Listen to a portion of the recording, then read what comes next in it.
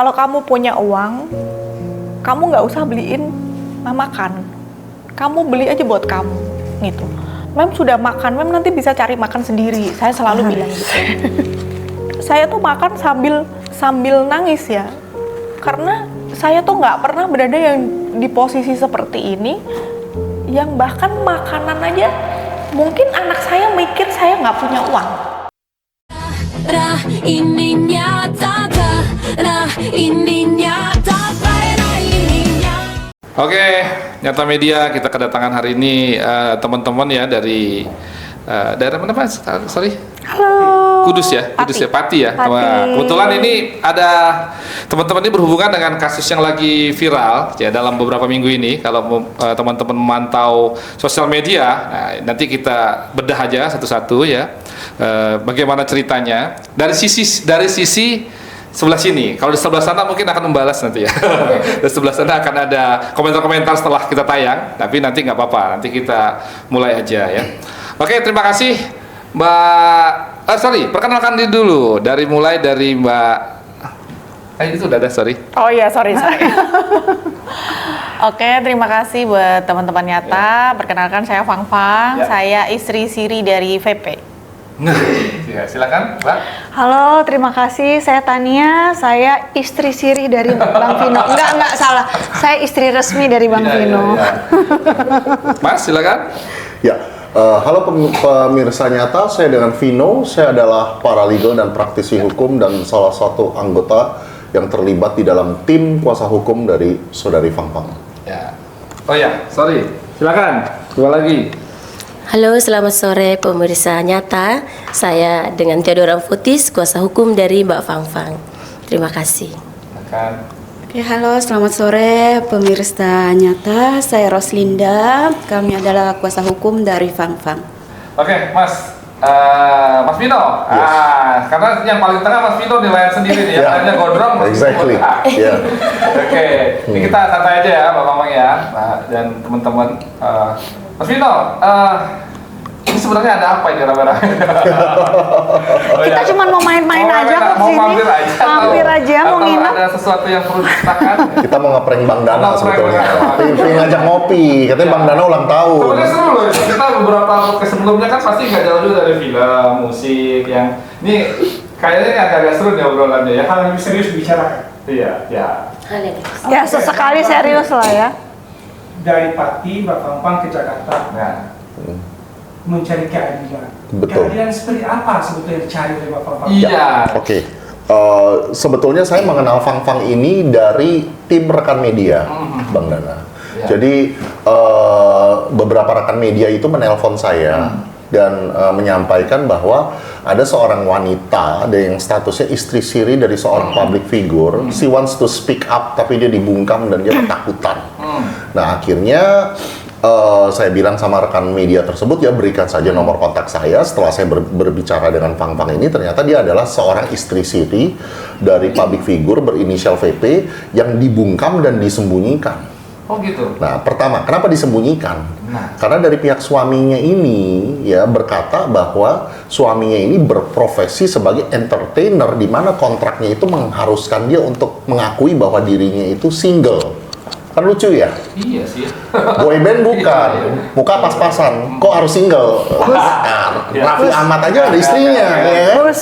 Ya kan? Nah, lalu yang kedua, selain dibohongi bahwa si suaminya ini harus stay single sebagai entertainer, pada saat Fang Fang mencurahkan isi hatinya di track, karena satu dan lain hal, bahwa si VP ini suaminya selalu bilang di podcast, pernah bilang di suatu podcast bahwa dia akan menikah lagi akhir tahun 2026.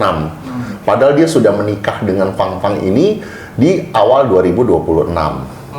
Tapi dia bilangnya dia masih single, dia akan menikah lagi di akhir 2026. Fang Fang menuliskan sesuatu di thread untuk mencurahkan isi hatinya dan kekecewaannya terhadap suami sirinya ini. Nah, begitu dia menulis sebuah status di thread untuk mengungkapkan kekecewaannya, dia mendapatkan DM intimidasi pada tanggal 27 Juni. DM intimidasi itu mengatakan bahwa ngomong apa lu? Ya kan, dasar manusia murah. Ya kan, hal-hal yang merendahkan seperti itu. Ya kan, nah Fang Fang ini ketakutan. Kok baru menuliskan isi hati di thread saja sudah mendapatkan intimidasi Hajar duluan gitu ya. dari anggota keluarga dari si VP ini, dan VP tidak menegur loh. Tidak melakukan peneguran terhadap anggota keluarganya yang mengintimidasi klien saya. Akhirnya setelah saya melihat permasalahan ini, saya melempar beberapa topik ini ke beberapa podcaster. Salah satunya Bunda Maya Estianti, dan saya bersyukur Bunda Maya Estianti adalah podcaster pertama yang memberikan ruang untuk Fang Fang Force speaking up, karena women support women. Ya. Oke. Terus sekarang persoalan itu berkembang. Ya, Kemarin sudah Kapolda melaporkan 2 saudara VP. exactly. Kemudian ke Mabes Polri melaporkan penelantaran anak. Dari belajar dari 2 kasus ini, apa sih yang diharapkan sebetulnya sama Bapak? Ya. Sisi hukumnya dulu, nanti Bapaknya. Oke, jadi dari awal saya sudah menyampaikan kepada Fang Fang bahwa Fang Fang, there is no way kamu bisa mendapatkan harta gono gini karena pernikahan kamu siri, pernikahan yang tidak tercatat di KUA. Tapi Mahkamah Konstitusi kita sudah menjamin bahwa anak yang dilahirkan di luar pernikahan atau dilahirkan di dalam pernikahan yang tidak tercatat secara administrasi itu hak-hak untuk penghidupan yang layak, pendidikan yang layak sampai dia dewasa, bahkan diakui oleh ayahnya itu tetap dijamin oleh negara. Jadi itu awalnya yang mau saya perjuangkan. Lalu kedua, saya melihat Fang Fang itu tinggal di kos-kosan 3x4. Nah, pada saat dia menikah dengan VP menjanjikan bahwa VP akan memberikan Fang Fang tempat tinggal yang layak. Itu tidak terrealisasi. Fang Fang sampai saat ini masih tinggal di kos-kosan ukuran kamar 3x4 bersama-sama dengan anaknya yang masih remaja 2 orang, plus sekarang ditambahin lagi sama VP. Di Mabes Polri, apa yang bisa diharapkan dengan kasus penelantaran anak itu? Mungkin Mbak Lola sama Mbak Hussein.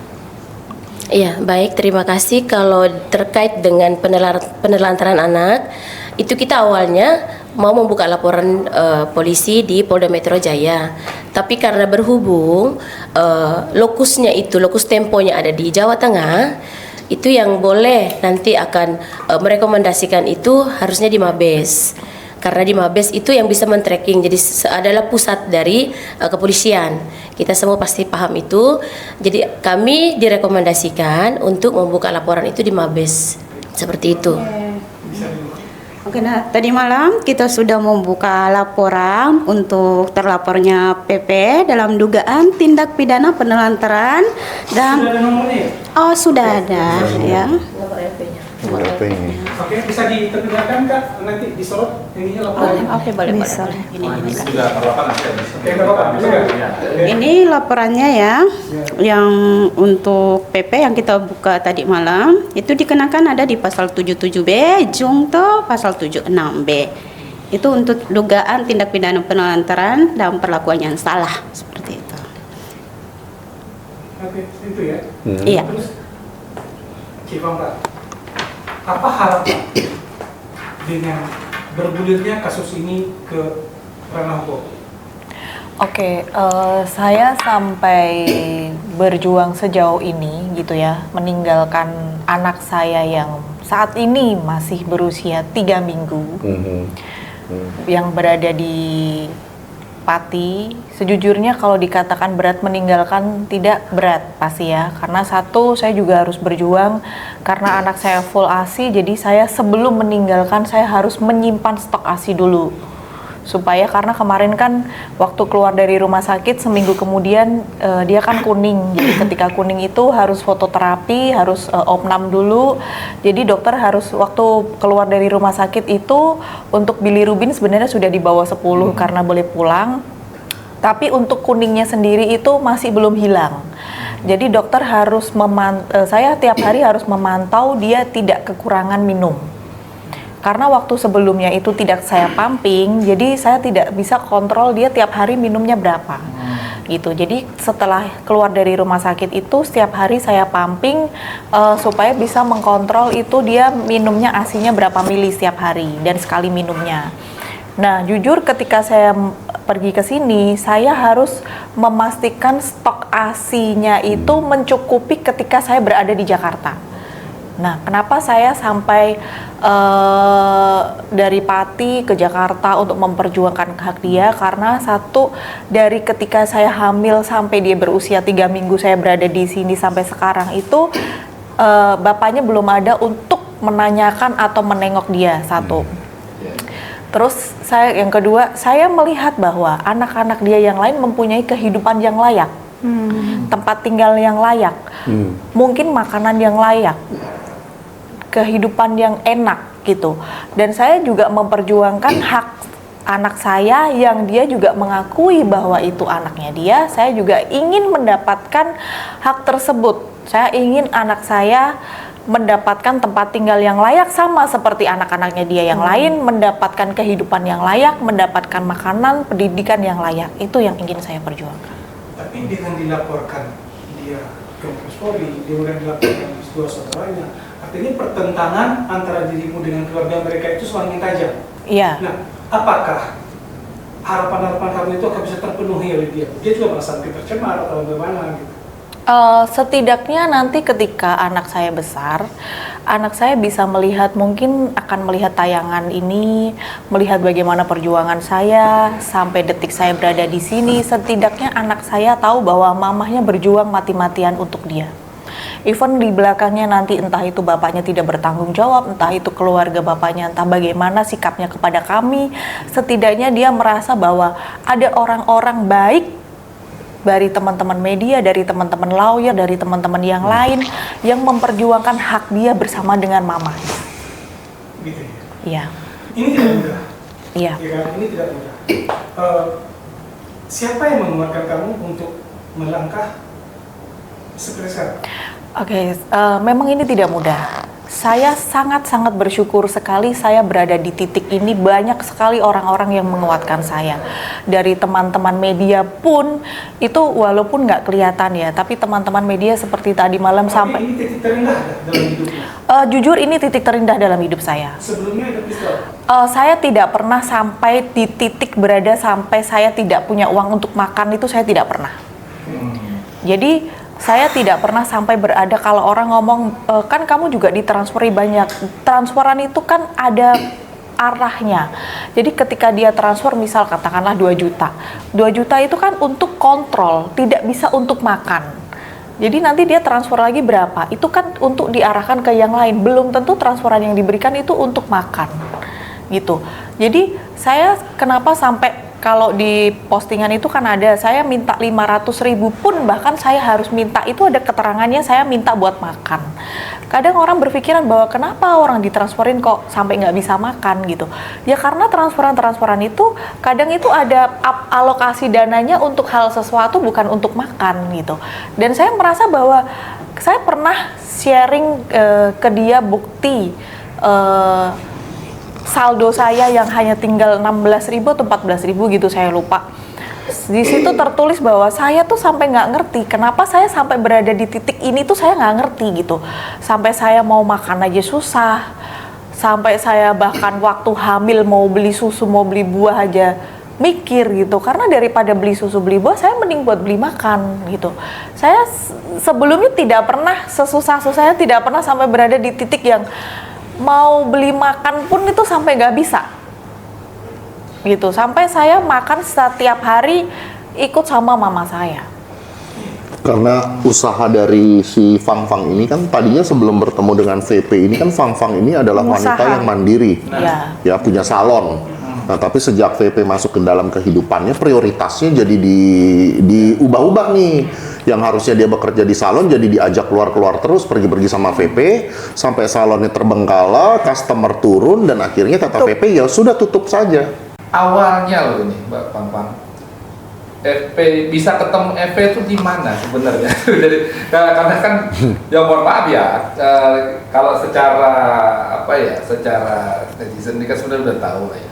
FP itu punya sejarah yang cukup panjang di belakang-belakang ini. Konspirasi kemakmuran. Konspirasi kemakmuran. 29 my age. Iya betul. Nah, kita coba kita flashback dulu. Itu sebenarnya apalagi sebutin tadi Mbak Pang salon punya ini, kok bisa sampai malah meminta-minta seperti itu? Bukan meminta ya, Mon, ini minta hak sebenarnya. Iya. Tapi bisa sampai begitu tuh, kenapa bisa seperti itu? Oke, untuk pertemuan pertama itu sebenarnya waktu itu kan saya orang Pati. Lah, saya tuh kan setiap sore jogging ya di alun-alun. Jadi saya setiap sore jogging di alun-alun, kebetulan dia lagi mapping. Kayaknya dia mau mengadakan acara di alun-alun Pati. Mungkin sesuatu lah ya. Ya, event. nah ketika saya kan jogging muter ya, ketika ngelewatin dia senyum, saya senyum balik. Jadi kayak ada eye contact gitu loh. Jadi gitu. ketika dia senyum, saya senyum balik. Pandang-pandangan. Nah, terus habis itu seperti yang dia gembor-gemborkan di sosial media, saya DM duluan, memang iya betul saya DM duluan. Tapi itu hanya sebatas, saya ini kan orang daerah. Ya. Ketika melihat public figure ibu kota berada di kota kecil, apalagi di alun-alun, apalagi yang kita ada eye contact, saya DM memang betul. Tapi bahasa DM saya hanya bilang, saya ini kan karena orang daerah tidak terbiasa menggunakan lo apa Fik gitu kan, karena dia lebih tua. Saya menghormati dengan panggilan Mas. Gitu. Mas Wiki, saya yang tadi jogging di alun-alun. Kan bahasa DM saya kan seperti itu. Lagi ada acara apa di Pati, hanya sebatas itu, bukan yang saya kegenitan atau keganjenan bagaimana. Kita sebagai orang daerah melihat orang ibu kota berada di Pati, berada di alun-alun, mau ada event apa nih, kan kita biasa gitu. Nah, tapi saya tidak menyangka kalau DM saya itu ternyata berbalas. Dia membalas DM saya. Nah, saya sebenarnya agak sedikit shock juga karena kok Tadinya mungkin iseng. iya, tadinya iseng aja. Jadi sebenarnya Hanya sebagai fans gitu iya, sih, fans yang jadi ngeliat artis gitu iya, kan. kalau misalkan ada artis di Pati, ada acara apa nih kan gitu, kayak orang biasa aja. Nah, saya tidak menyangka kalau DM saya itu ternyata dibalas, disambut gitu. Itu tahun berapa ya? Tanggal berapa? Apa maksudnya tahun berapa? Tahun 2025, tahun kemarin. Iya, kalau nggak salah bulan Juni. Nah, setelah DM saya itu dibalas, dia memberikan nomor WhatsApp pribadinya. Dia bilang, ini nomor WhatsApp saya supaya kita gampang komunikasi. Jadi bukan saya yang memberikan nomor duluan sebenarnya. Dia yang memberikan nomornya duluan. Akhirnya ya sudah, kita sering komunikasi. Gitu. Oke, cerita kemudian sampai menikah. Kemudian setelah menikah. Tadi kan dikatakan Bang, soal intimidasi. Yes. Papa merasakan intimidasi. Seberapa sih dan seperti apa sih intimidasi itu dirasakan? Begini, waktu intimidasi keluar itu saya sedikit bingung. Karena gini, saya tidak pernah berkomunikasi dengan orang tersebut, orang yang mengintimidasi saya. Satu, saya tidak pernah berkomunikasi dengan dia. Saya Kenal juga berarti? kalau dikata kenal, enggak kenal, tapi tahu. Tapi kamu tahu siapa? Iya, tahu kalau dia siapa tuh saya tahu. Tapi kalau kenal kan kita ngobrol ya. Siapa itu? Boleh sebutin aja kan? Adik dari VP. Inisial. Adik dari VP. Masih keluarga berarti? Adik kandung. BL, inisialnya BL atau kadang dia dipanggil BP. Adik kandung lah. Adik kandung. Iya. Nah, saya tidak pernah ngobrol, saya tidak pernah bercerita-cerita ke dia, saya tidak ada kasus apapun sama dia, tiba-tiba dia mengintimidasi saya seperti itu. Jujur saya sedikit bingung. Waktu saya mendapatkan hal itu, saya screenshot, saya kirimkan ke suami saya. Ini maksudnya apa nih? Gitu. Terus dia bilang, ya sudah kamu kalau gitu nggak usah posting yang aneh-aneh gini-gini gitu. Malah justru bukannya dia meminta maaf atau memberi nasihat kepada orang tersebut, tapi malah kesannya menyudutkan saya. Maaf, saya tambahkan. Nah, jadi intinya gini, ini saya dapat informasi dari beberapa narasumber. Jadi keluarga ini tuh seperti punya teamwork. Kalau misalkan VP merasa tidak nyaman dengan si A, misalkan, nanti yang lainnya nanti yang maju. Jadi VP itu orangnya nggak pernah frontal ngomong kasar. Kalau kita lihat di media, VP itu orangnya lucu ya, entertaining ya. Tapi if he doesn't like someone atau something, dari beberapa narasumber yang mengatakan kepada saya, dia akan ada orang terdekatnya nanti yang do something else. Jadi ada muscle-nya, ada ototnya. Misalnya. Seberapa mengganggu itu sehingga langkah hukum harus dilakukan? Kalau dikata mengganggu itu sampai bikin saya trauma ya. Jadi kayak saya jadi kayak kayak ketakutan sendiri gitu, Pak. Contohnya misal itu kan intimidasi terjadi pada saat saya belum melakukan apapun. Dan itu terulang kembali setelah saya melakukan podcast pertama di tempat Bunda Maya. Jadi itu dia mengintimidasi lagi dengan kata-kata yang berbeda. Itu sampai saya ketakutan. Jadi kayak secara psikologi ketika Bang Vino ngomong Fang ke Jakarta, itu pikiran saya kayak udah wah nanti saya ke Jakarta nanti ketahuan begini begitu, sampai saya nanti akan disamperin, sampai paranoid. Trauma, sudah Iya, trauma. Ini kita aja sampai nginep Iya. nemenin Fang. Saya Fang selama di Jakarta saya bilang ya udah kamu nginep. sudah di hotel, kita tinggal. Nggak mau ditinggal di hotel. Nggak sama mau sekali. ditinggal, jadi kita bener-bener nginep di satu hotel yang sama, saking dia trauma. Intimidasi itu kan biasa ada intimidasi apa ya? Ucapan-ucapan. Udah masuk ke pengancaman atau gimana? Sebenarnya sih kalau pengancaman sih enggak. Cuman untuk mengata-ngatainya itu kayak seolah-olah kayak nyerang psikologi gitu. Oke.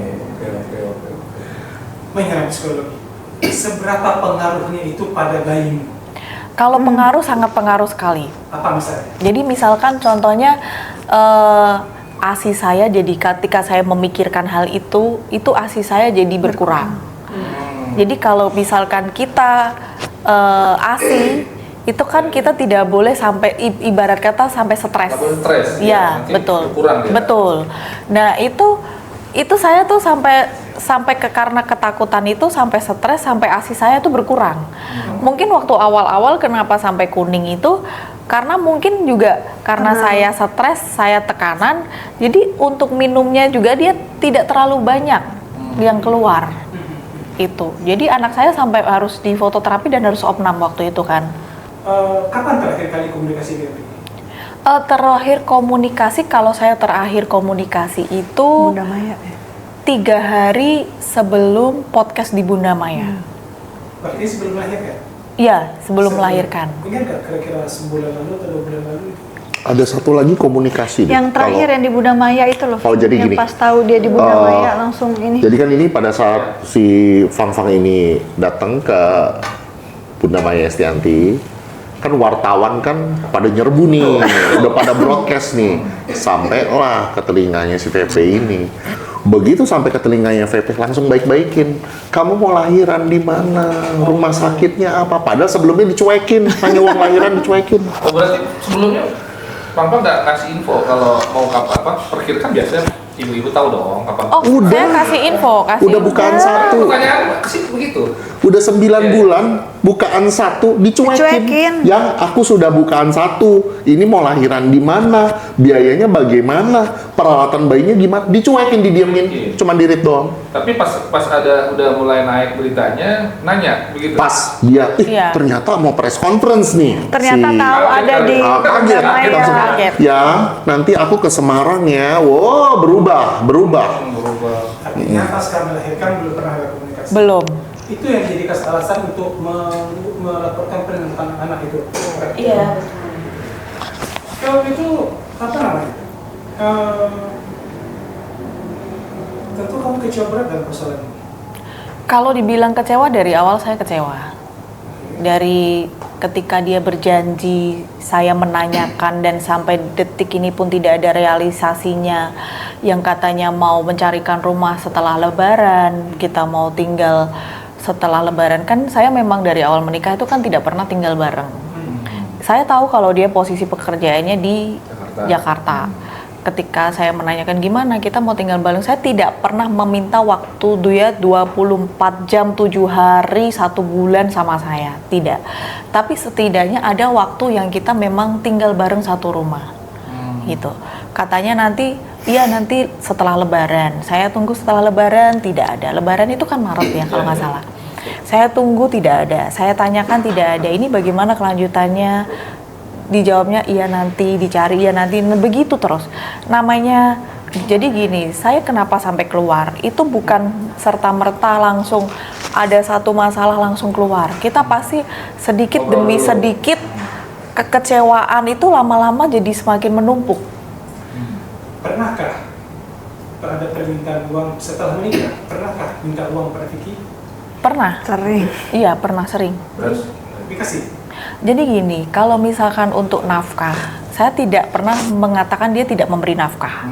Karena even 100.000 pun itu pasti dia akan menyebutkan itu nafkah. Gitu. Tapi besarannya itu tidak sesuai dengan kebutuhan. Betul. Berarti untuk kehidupan sehari-hari aja sebenarnya Iya, tidak sesuai dengan nggak sesuai dengan kebutuhan sehari-hari. betul, Dari tidak mulai sesuai mas dengan hamil, kebutuhan. segala macam. Betul. Sebagai contoh gini, teman-teman, nih, ilustrasi ya. Ya. Misalkan saya menikah sama istri saya, terus istri saya bilang, aduh Vin, aku udah hamil nih 9 bulan, udah bukaan 1. Terus saya sebagai suami ngomong begini, lah aku kan kemarin udah kasih kamu uang jajan 500.000, pantas nggak? Cukup nggak itu menurut? Pantas nggak? Aku kan kemarin udah kasih kamu iPhone. Sementara perlengkapan bayi dengan yang sebegitu banyaknya kan nggak cukup dengan uang segitu. Kebutuhannya beda. Iya. Jadi yang dibahas itu oleh pihak VP itu selalu out of context. Kita ngomongin biaya persalinan, biaya bayi, yang dia omongin malah, lah kan iPhone dulu pernah. Dan transferan yang dia kasih juga tanggalnya udah tanggal berapa? Tahun 2025, laki-laki mah royal. Artinya tanggung jawab sebagai suami, sebagai orang tua itu nggak ada. Nggak ada ya. Ya. Saya bingung kalau ngomongnya tanggung jawabnya tidak ada, soalnya dia mengatakannya saya sudah memberi nafkah. Itu kan semampu saya kan banyak anaknya, saya kan harus membagi begini begitu kan. Tapi kan dari awal kita sudah ada perjanjian. Kalau memang kamu merasa sebenarnya gini, kalau memang kamu merasa tidak bisa mencukupi semua hal itu, tidak usah menyuruh-nyuruh saya. Contohnya, ya udah tutup salon aja, nanti kamu tanggung jawab saya. Kan dia yang mau juga punya Gitu, anak. iya.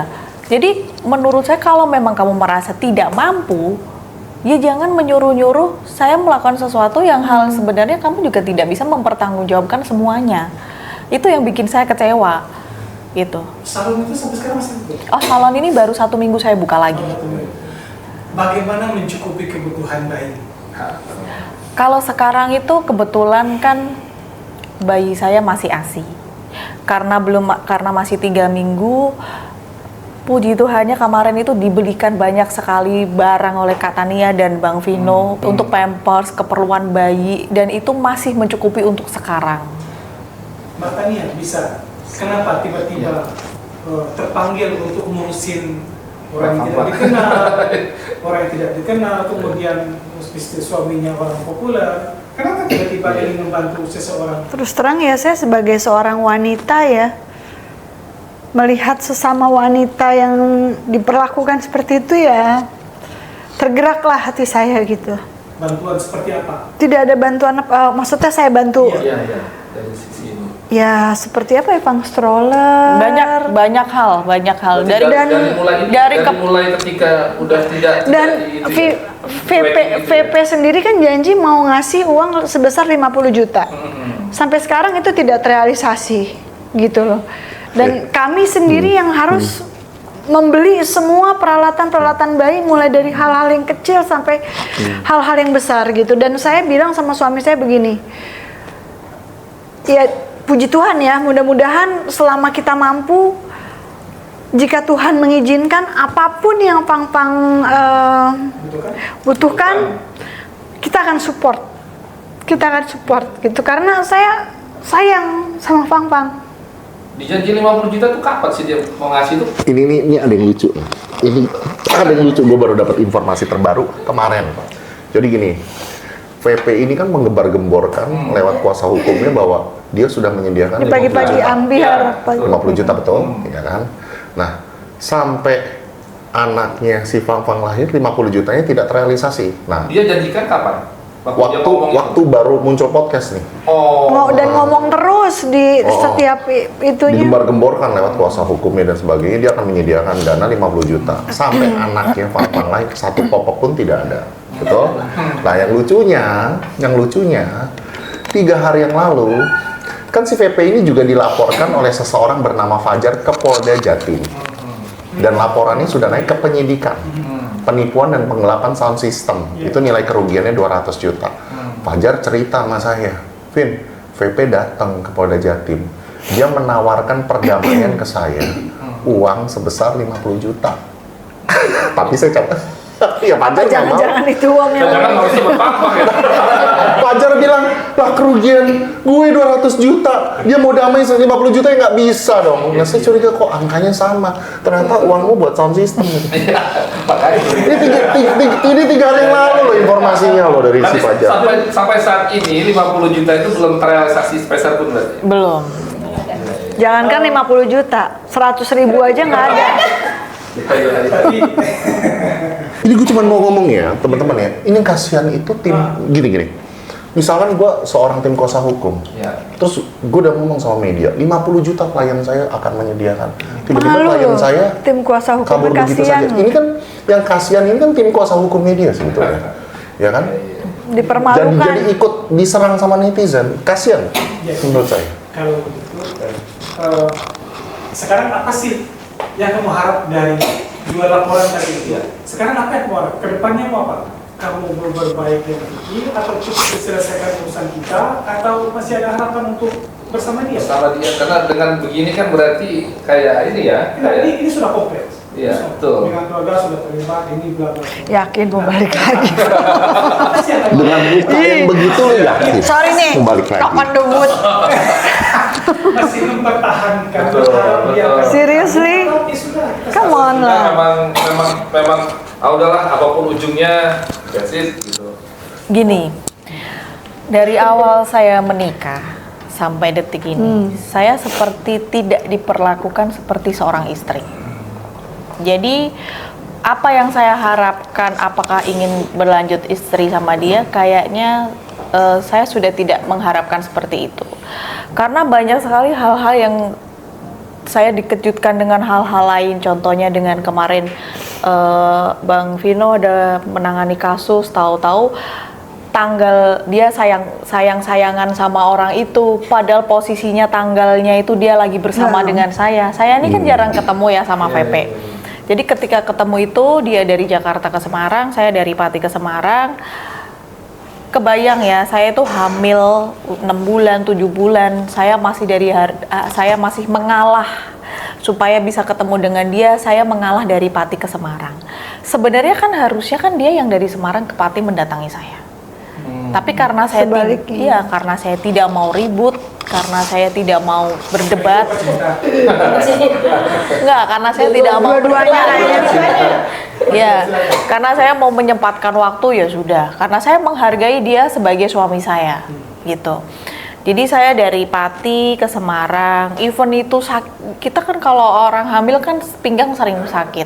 Apalagi harus perjalanan jauh, kadang Pati Semarang itu ditempuh dengan 3 jam, itu kadang cuma semalam aja besoknya udah pulang. Jadi saya mengalah, ya sudah yang penting ketemu sama suami saya, dia masih ingat sama anaknya gitu. Saya pikir begitu, saya mengalah dari Pati ke Semarang, saya tempuh hanya untuk ketemu sama dia. Tapi ternyata ketika saya ketemu sama dia di Semarang tanggalnya itu, saya baru tahu bahwa dia berbalas DM dengan orang lain memanggil seperti sayang. Cantikku juga ya Bang ya. Ya jadi Coba ceritain, jadi Vin. gini, Canggih ya? ini baru ada seorang eksekutif chef, dia seorang selebgram, baru tanda tangan surat kuasa juga nih sama saya nih, sama rekan-rekan saya juga nih. Permasalahannya beda tapi permasalahan hukumnya beda ya. Nah, dia kan tahu nih saya menangani kasus si istri sirinya VP. Dia bilang, lah aku juga di DM sama si VP. Ngomong-ngomong sayang juga ke aku. Ini DM-nya, ini centang birunya. Terus Dan saya tanya, benar-benar nanti saya tunjukin. Terus saya tanya, ini tanggal berapa? Ini Februari dan Maret 2026 lah. Februari kan lagi nikah sama dia. Habis menikah sama dia. Ngomongnya sayang-sayang juga. Cabangnya banyak, Mas. jadi kalau begitu kamu menganggap dengan PT sudah selesai saja. Over. Iya, kalau saya hubungan sama dia sudah cukup. Iya, saya hanya berharapnya hubungan dia sama anak saya Mario aja. Nah itu yang dipertanyakan. Bagaimana caranya supaya anak ini bisa dekat dengan bapak? Gini, untuk masalah kedekatan itu saya tidak mengharapkan sesuatu yang dia harus dekat sekali dengan bapaknya. Karena kan itu sebenarnya harusnya dari bapaknya yang kalau dia bisa dekat dengan anaknya yang lain, harusnya dia bisa dekat dengan anaknya yang katanya dia sekarang berada di Pati. Tapi kalau dia sendiri tidak mempunyai inisiatif untuk dekat dengan anaknya, saya tidak akan memaksakan anak saya untuk dekat dengan papanya. Yang penting kewajiban-kewajiban dia sebagai orang tua itu yang harus dipenuhi. Intinya dalam bentuk Sebagai tanggung ayah. jawab Iya, sebagai tanggung ayah. jawabnya dia, gitu. Tapi tidak perlu harus bersama lagi gitu Iya, ya. betul. Yang penting tanggung jawabnya aja sebagai seorang ayah kepada anak. Tadi soal bagaimana membantu sebagai teman mencukupi kebutuhannya, Mbak. Iya. Itu gimana sih ceritanya gitu? Lepas dari persoalan dia adalah klien dan segala macam gitu. Ya saya ikhlas aja untuk menolong gitu ya. Maksudnya Sebagai sesama perempuan. sebagai sesama perempuan saya juga pernah punya anak, saya tahu kebutuhan bayi, betapa banyaknya peperintilan bayi itu kan mulai dari hal-hal kecil sampai hal-hal besar. Saya bilang sama suami saya, Vin, please tolong kamu bantu. Separah itulah kondisi ekonominya. Separah itu. Separah itu. Seburuk itu, Fang. Kamu ngomong aja. Iya. Pernah nggak sih kamu tidak punya uang? Sampai 16.000 duitnya di itu. Dia di rekening. Saldo. Iya.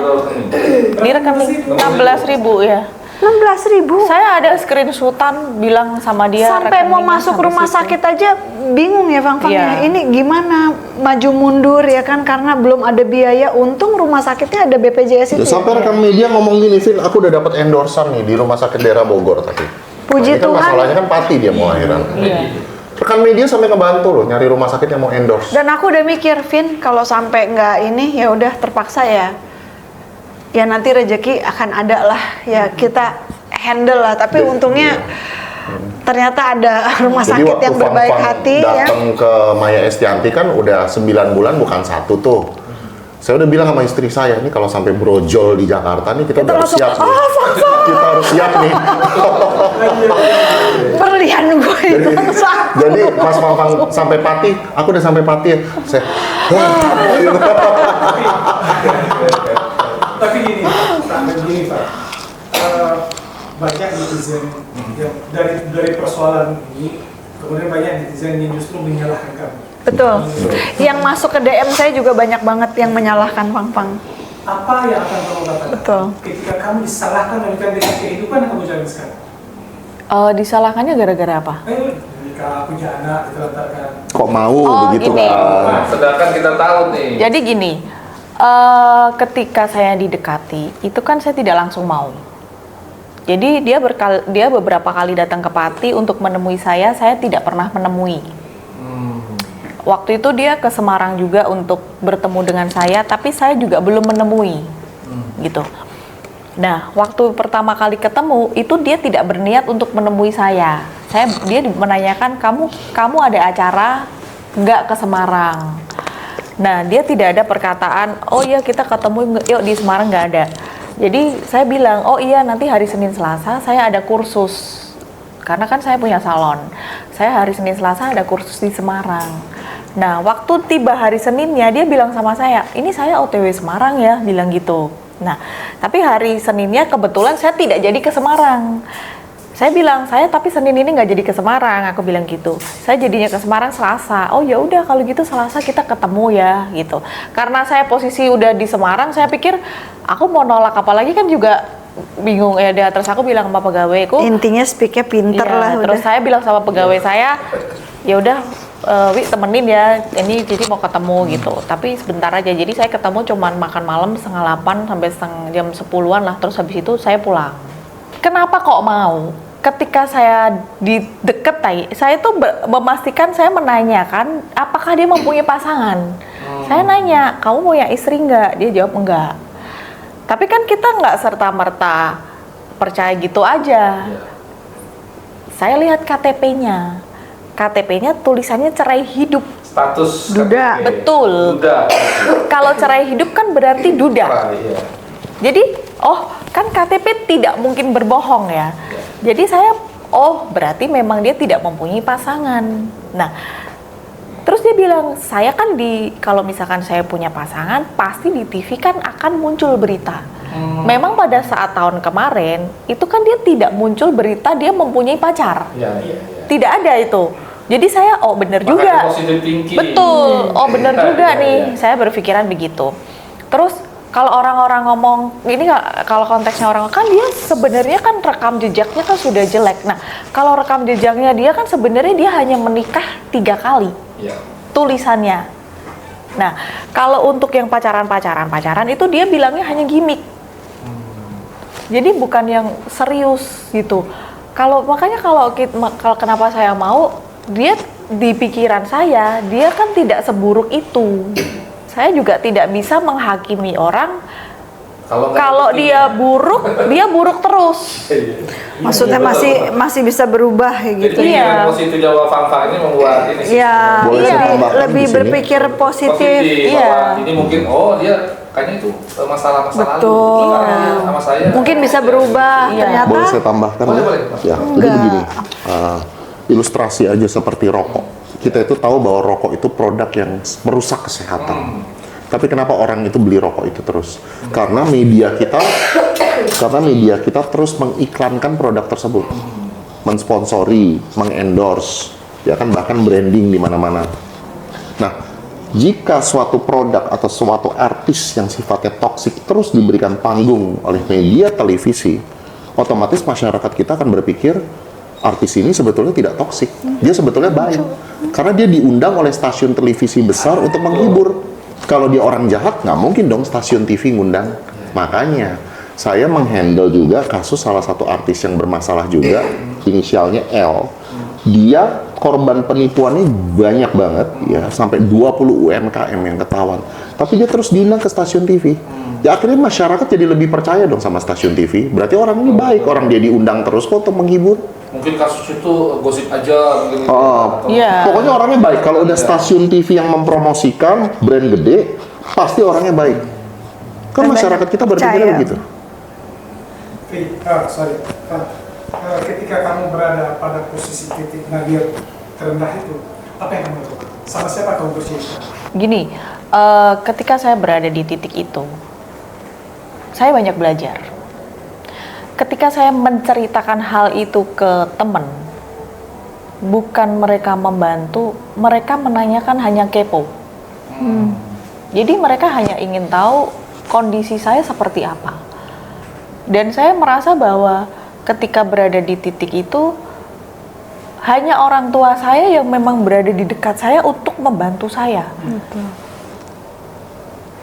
Dan bahkan anak saya pun, saya tuh sampai apa? Ketika uang saya tinggal 16.000, saya tuh pernah nitip makan ke anak saya, gitu ya. Ntar gue nangis juga nih Terus apa? Saya tuh biasanya tuh ketika nitip makan tuh saya pasti kirim GoPay. Kan anak saya yang gede kan saya panggilnya Koko. Kan dia bilang, "Mem, pulang sekolah aku mau makan dulu di sebelah sekolah." Terus saya bilang, "Mem titip makan ya," gitu. Tapi nanti saya bayarnya cash. Kenapa saya punya uang cash? Karena biasa anak saya dapat uang saku dari orang tua saya. Uang sakunya itu biasa kalau masih sisa dititipin ke saya. Nah, tapi Mem nanti nggak kirim GoPay ya, Mem kirimnya cash. Gitu. Tapi ternyata dia nggak bawa uang lebih. Jadi dia tidak bisa membelikan. Nah, ketika pulang, dia kan nanya, "Mem sudah makan belum?" "Oh sudah," gitu. Tapi biasa kalau sudah makan kan saya pasti ada sampah, karena kan saya tinggal hanya di kos-kosan. Dan sampah itu setiap hari dia yang buang. Jadi dia tuh tahu sampah-sampah makan apa tuh dia tahu gitu. Nah, ketika dia lihat tidak ada makanan apapun, dia itu diem pertamanya gitu kan. Dia itu diem. 1 jam kemudian ada online yang datang. Dia membelikan makanan saya yang awalnya dia nggak pernah bisa pesan online. Jadi dia download sendiri, dia nanya ke mama saya caranya pesan makan seperti apa gitu ya. Terus dia datang, dia kasihin ke saya. Sebenarnya saya tuh selalu, perasaan saya tuh selalu sakit ketika anak saya harus tahu apa kondisi saya gitu kan. Saya sampai bilang gini, kok kalau kamu punya uang, kamu nggak usah beliin makan, kamu beli aja buat kamu gitu. Mem sudah makan, Mem nanti bisa cari makan sendiri. Saya selalu bilang gitu. Jadi saya nggak apa-apa itu buat Mem gitu.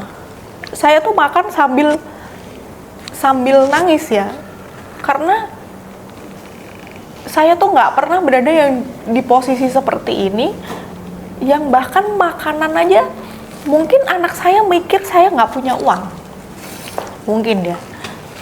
Soalnya kadang kan kalau misalkan apa itu kan saya selalu beli gitu ya. Nah itu saya nggak beli apapun gitu. Bahkan sampai saya titip makan aja biasa saya kirim, kok ini GoPay ya. Seberapa sering itu terjadi? Saya cuma sekali itu aja. Habis itu saya nggak pernah ketika saya nggak punya uang buat karena saya nggak kirim GoPay karena kan uang saya nggak cukup ya, di rekening kan hanya segitu. Jadi saya nggak bisa kirim dia GoPay. Setelah melahirkan atau sebelum? Sebelum. Tapi lagi hamil kan? Ya lagi hamil. Lagi hamil. Iya. Karena saya melihat ekspresi anak saya dan tindakan anak saya seperti itu, saya tidak pernah lagi kalau misalkan saya tidak bisa mengirimi dia GoPay, saya tidak pernah menitipkan makanan untuk dia. Gitu. Jadi saya tidak, kalau ditanyain makan, iya kan tadi sudah di rumah mama saya kan. Itu jadi saya tidak pernah menitipkan makanan lagi ke dia. Saya tidak mau dia berpikiran sampai orang tuanya nggak pun dia. Saya nggak mau anak saya sampai berpikiran kalau saya nggak makan atau apa. Saya ketika ditanyai, kadang mama saya aja nggak tahu kalau uang saya tinggal segitu. Saya tidak pernah menceritakan. Mama saya kan kadang nanya, udah makan sudah, itu. Jadi saya nggak pernah bilang yang belum makan, karena kan saya tidak mau ya. Saya tahu bahwa saya saya belum bisa membahagiakan orang tua saya. Jadi saya tidak mau membebani orang tua saya dengan masalah-masalah saya gitu. Kadang kalau misalkan saya belum ditransfer pun, saya nggak berani yang cerita saya nggak punya uang, saya belum ditransfer gitu. Karena biar bagaimanapun dia suami saya. Biar kalau belum sampai keterlaluan, saya tidak mau menganggap orang tua saya bahwa suami saya itu tidak baik. Karena saya takutnya kalau kita kan suami istri, misalkan kita bertengkar, kita baikan lagi bisa. Tapi kalau sudah menyangkut orang tua yang tidak menyukai suami saya misalkan gitu, itu kan pemulihannya akan susah. Saya berpikirnya seperti itu. Jadi saya menceritakan ketika memang saya sudah merasa tidak kuat lagi. Anak saya tuh sampai ngomong gini, kan ada ya di suatu titik itu saya nangis, dia tahu gitu.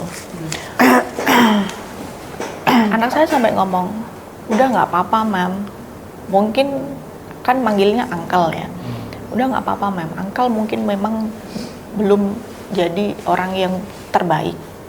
Saya kaget, loh kenapa kok ngomong seperti itu?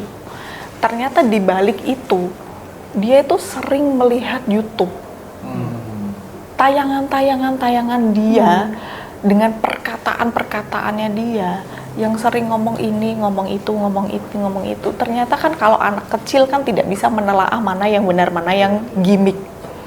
Bagi dia itu sikapnya itu belum baik gitu. Jadi tapi dia tidak pernah mengutarakan itu sebelumnya kepada saya. Jadi kayak jangan Mam, jangan gitu, tidak pernah. Jadi anak saya itu telan sendiri. Tapi ketika dia melihat bahwa waktu itu saya memang saking sakit hatinya ya, saya memang nangis kan. Dan anak saya juga tahu gitu. Karena anak saya yang besar itu kan badannya gede ya. Jadi kayak udah bestian sama saya gitu. Jadi ketika saya saya peluk dia, saya nangis gitu, dia kayak udah nggak apa-apa, memang uncle mungkin memang bukan yang terbaik gitu. Saya lihatnya sakit banget Pak. Jadi gini, kalau kamu boleh nyakitin saya gitu, tapi jangan sakitin anak saya dan orang tua saya. Itu yang bikin saya sebenarnya nggak terimanya tuh, karena kamu tuh menjanjikan ini ke anak saya, tapi itu tidak terrealisasi.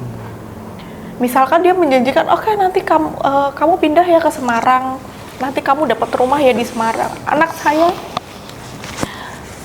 beberapa hari yang lalu nanya, anak saya yang kedua kan namanya Pio, kamu kalau misalkan Mem punya uang banyak nih, kamu pengen dibelikan apa? Jawaban dia itu ada 3.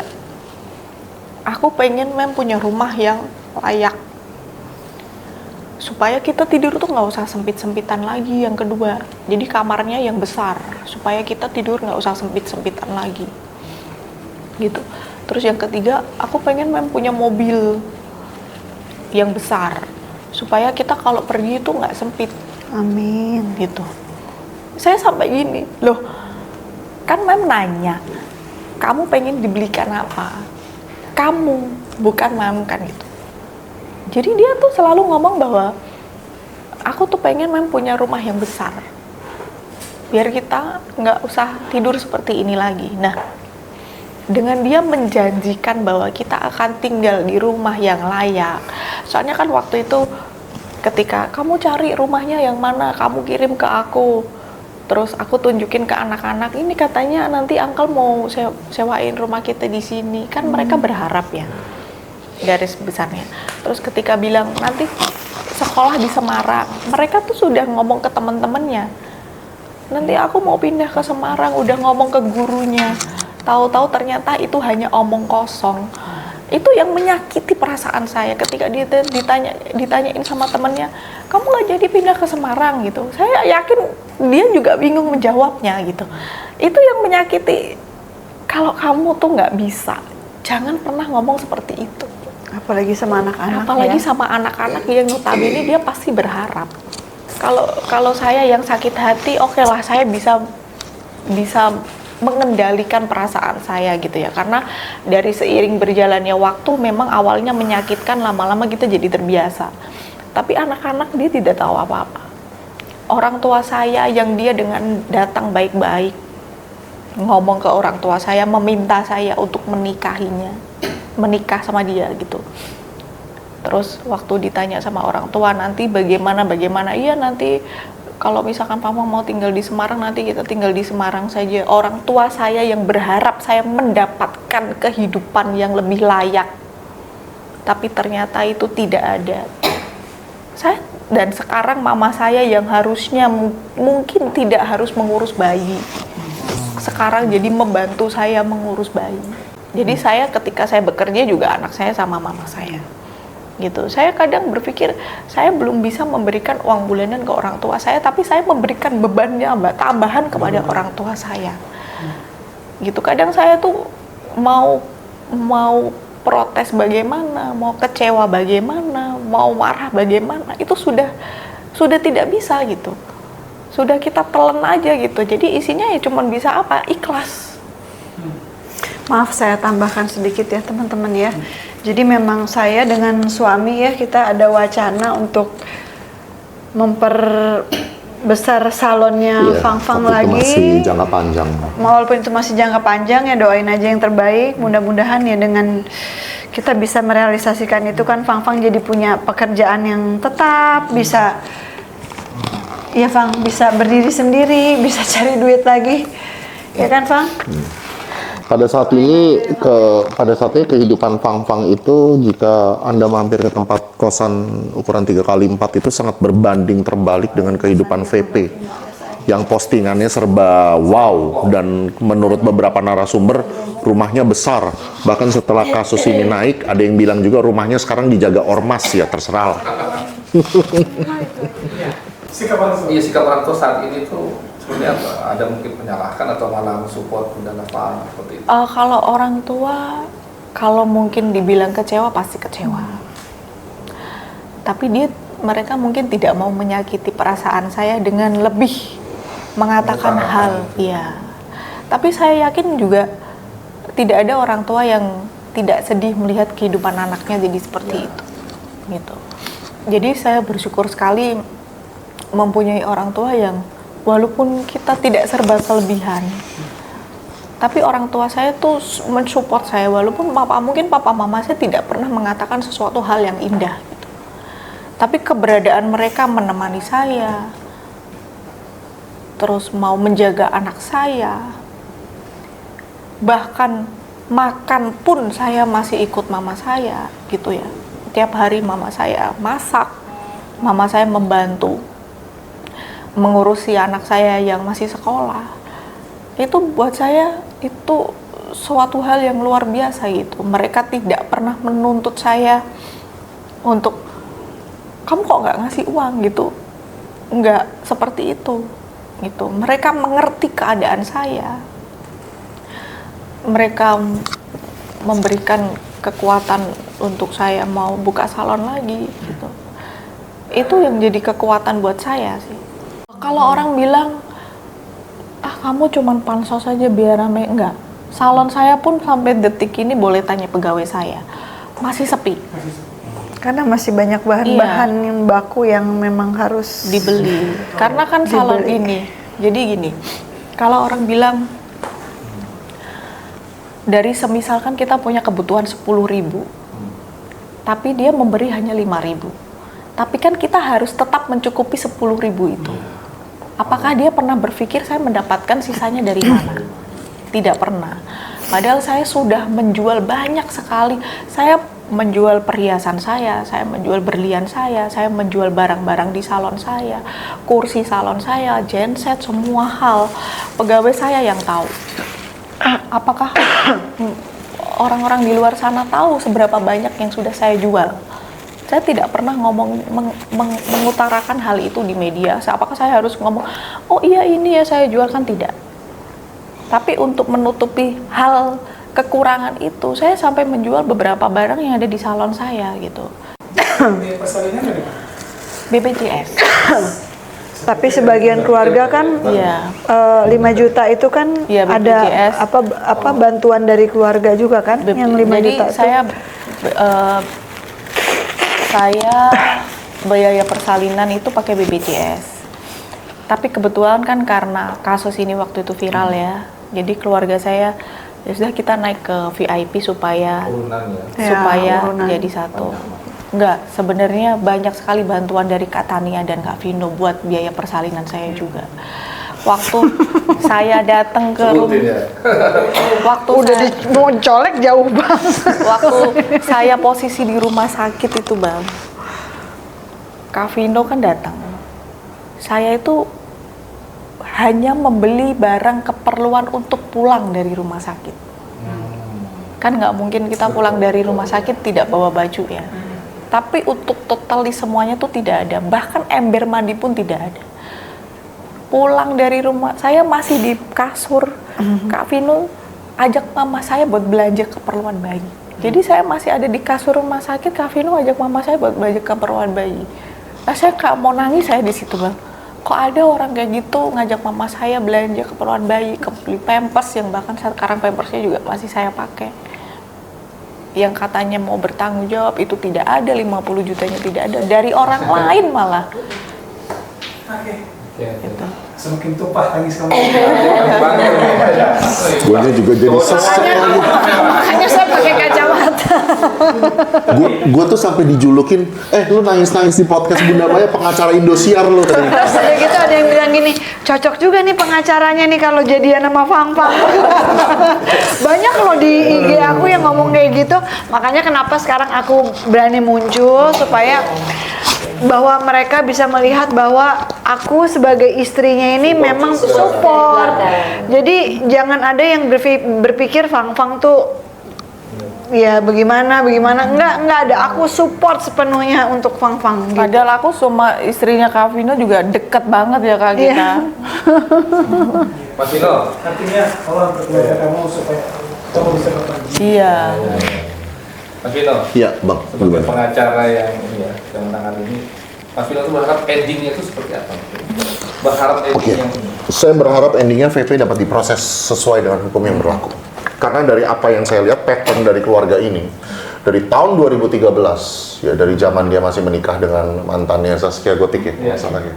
Nah, sampai sekarang 2026, orang ini belum berubah. Malah korban-korban dari penipuan ini muncul. Jadi Fang-Fang ini seperti tip of the iceberg, puncak gunung es Titanic ya.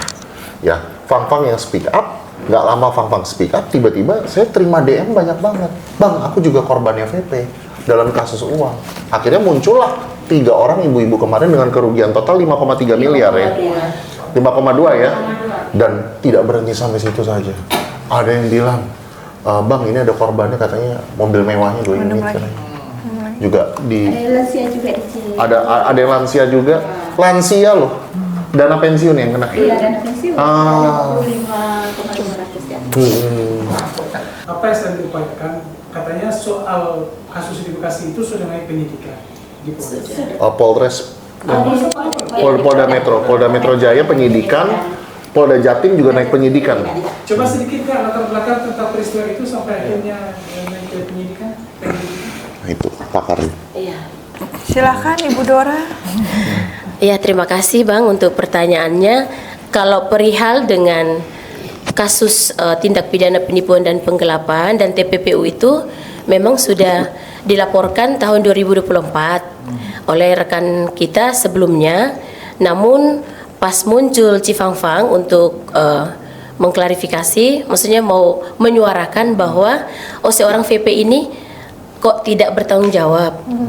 Itulah yang disampaikan sama Bang Vino, muncullah korban-korban penipuan penggelapan dalam tanda kutip itu investasi untuk berbisnis dan lain sebagainya dengan mensreanya itu bermacam-macam. Pada saat kita sudah viralkan, kita sudah mengambil bukti-bukti dari para klien kita mengupdatekan kepada Polda Metro Jaya, kita mengkonfirmasi, kita menyuarakan juga sampai ke Komisi 3 DPR. Barulah saat itu juga mereka bisa gelar dan naik sidik pada awal Juli. Sudah sampai tahap itu ya? Sudah sampai tahap itu dan lumayan on the track, maksudnya teman-teman penyidik juga.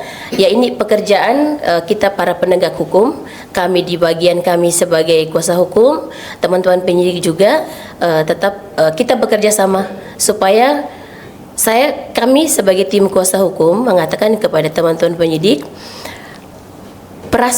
pemikiran masyarakat pada saat ini adalah VP ini sebagai seseorang yang kebal hukum. Lalu bagaimana cara untuk bisa membuktikan bahwa kenapa seorang VP bisa kebal hukum, sedangkan di negara kita pada saat ini semua hal-hal yang terkait dengan keuangan yang korupsi dan lain sebagainya itu memang sedang diprioritaskan untuk dibersihkan. Siapa VP? Lalu teman-teman penyidik mengatakan bahwa ya siapa dia? Lalu kalau memang siapa dia, ayo lanjutkan gitu. Kita sudah punya bukti-bukti yang kuat, kenapa tidak bergerak? Dari situlah teman-teman bisa bekerja juga dengan dukungan data dari kita. Ya, makanya tadi agak heran juga kalau kasus sebanyak itu menyangkut public figure, kenapa baru keluar sekarang kayak gitu? Ya, oke. Jadi banyak korban VP ini yang takut sekali sama VP, karena setiap mereka melaporkan VP, Diancam. bukan cuma diancam, karena setiap mereka melaporkan VP, itu laporan itu banyak yang mandek. Hanya sampai penyelidikan, setelah itu that's it, quiet.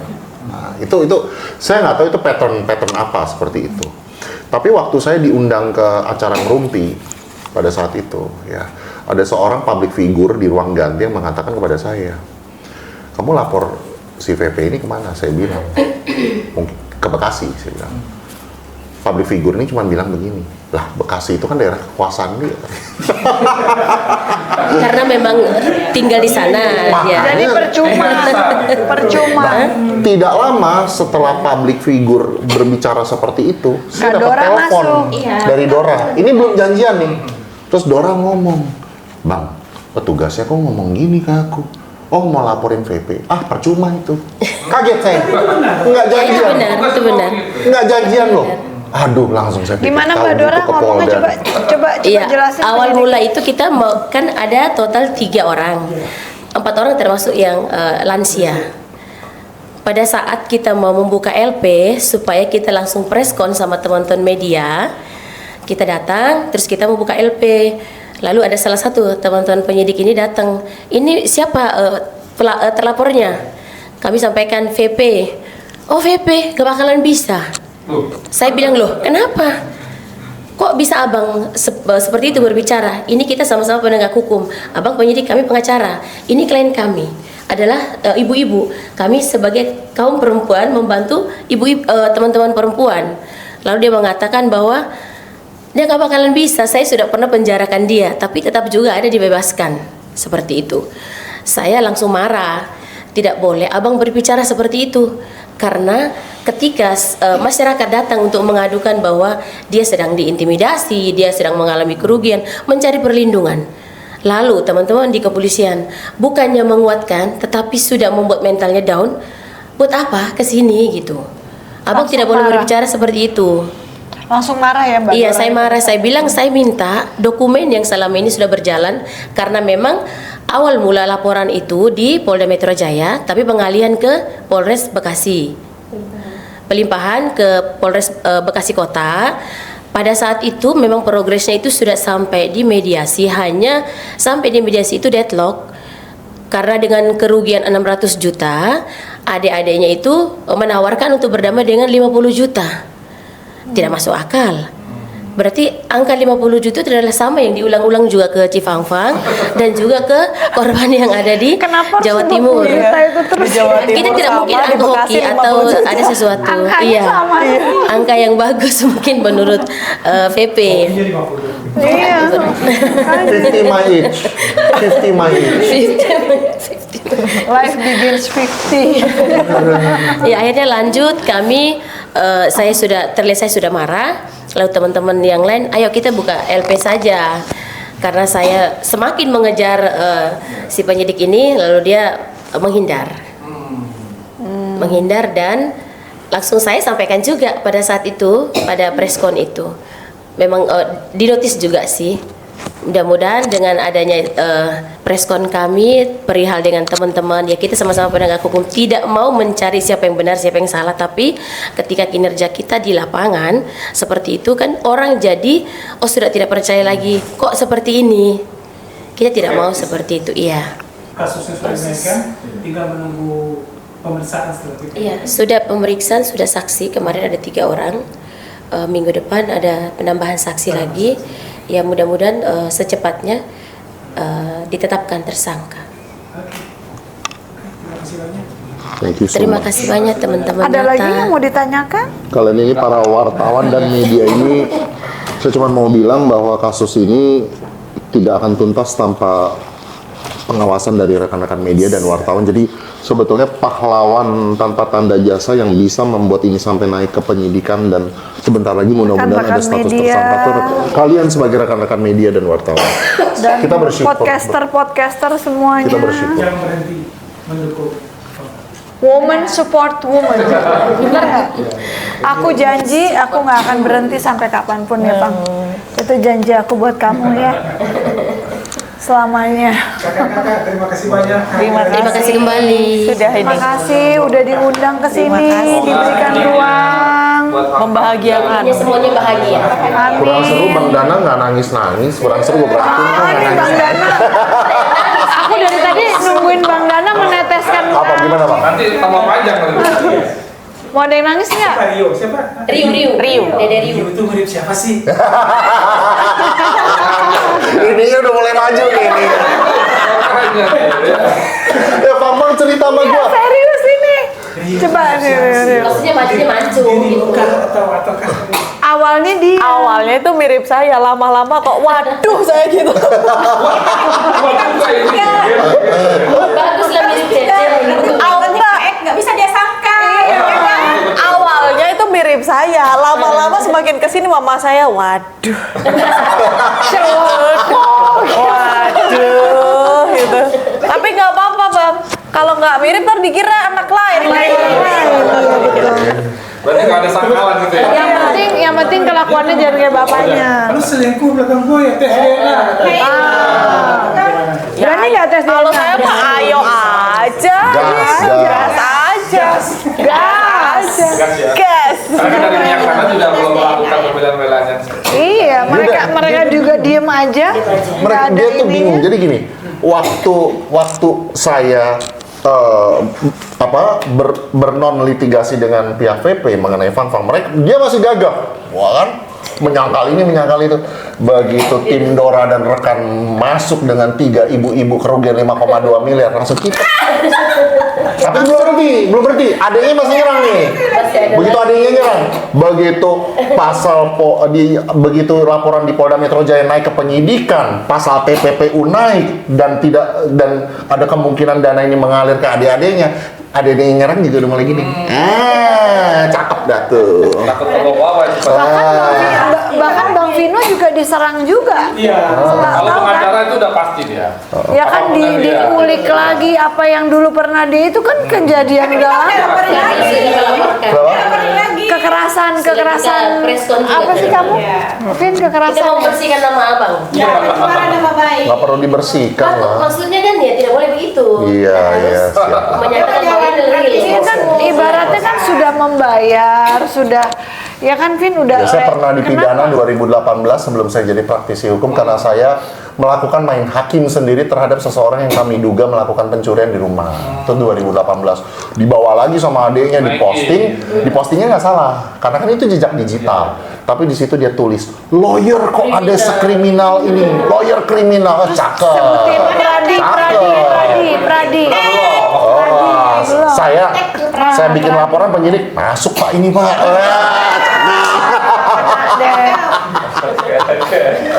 Oke, kalau begitu teman-teman, Fang-Fang semoga Thank you. Makasih banyak. endingnya juga Amin.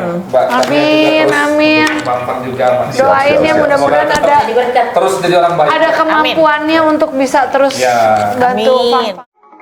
Karena ini nyata.